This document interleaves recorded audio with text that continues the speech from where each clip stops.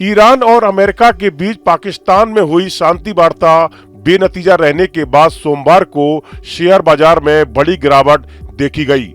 वहीं घरेलू commodity market में भी सोने चांदी की कीमतों में भी गिरावट देखी गई।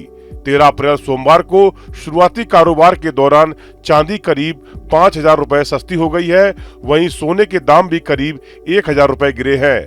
MCX पर चांदी 2.38 लाख रुपए प्रति किलो के भाव पर ट्रेंड कर रही थी, जबकि सोना 1.52 लाख रुपए प्रति 10 ग्राम के भाव पर ट्रेंड करता दिखा। घरेलू कमोडिटी मार्केट में चांदी के दाम में बड़ी गिरावट देखी गई, जबकि सोने के दाम भी कम हुए हैं। MCX पर सुबह 10 बजे चांदी करीब 2% या 5,244 रुपए की गिरावट के साथ 2,38,050 रुपए प्रति किलो के भाव पर ट्रेंड करते दिखा।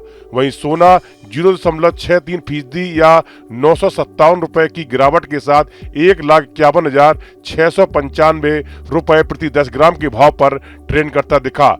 देश के अलग अलग शहरों में सोने और चांदी की कीमतें अलग अलग है। देश के 4 महानगरों की बात करें, चेन्नई वर्तमान में सोने के लिए सबसे महंगा बाजार बना हुआ है, जहां 24 कैरेट सोने की कीमत 1,52,200 रुपए प्रति 10 ग्राम है। इसके उलट कोलकाता में सोने के दाम सबसे कम देखे गए, जहां 24 कैरेट के लिए आपको 1,51,560 रुपए प्रति 10 ग्राम के भाव पर पेमेंट करना होगा। देश की राजधानी दिल्ली और आर्थिक राजधानी मुंबई में कीमतें लगभग समान स्तर पर हैं, जहां 24 कैरेट सोने का भाव 1,51,580 और 1,51,840 रुपए प्रति 10 ग्राम के करीब बना हुआ है।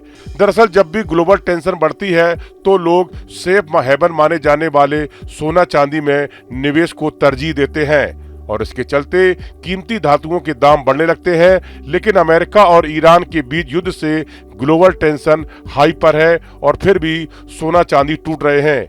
इसके पीछे की कारणों की बात करें तो मिडिल ईस्ट युद्ध से बड़ी हॉर्मुज टेंशन के बीच क्रूड ऑयल प्राइस डरा रहे हैं। बीते दिनों सीज फायर के ऐलान के बाद धड़ाम हुए कच्चे तेल की कीमतों में फिर से उछाल आने लगा है और ये $100 प्रति बैरल के पार निकल गई है। ग्लोबल महंगाई का खतरा बढ़ा है और लोग अपने हाथ में कैश रखना चाहते हैं। इसके अलावा ग्लोबल निवेशक सुरक्षित मुद्रा डॉलर की ओर रुख कर रहे हैं, जो युद्ध के दौरान लगातार मजबूत हुई है। मजबूत होते डॉलर और महंगाई के डर की वजह से ही जियोपॉलिटिकल टेंशन के बावजूद सोने की कीमतों में तेजी को रोक रहे हैं। वहीं विशेषज्ञों का मानना है कि वर्तमान में बाजार पूरी तरह से खबरों और राजनीतिक बयानों पर चल रहा है।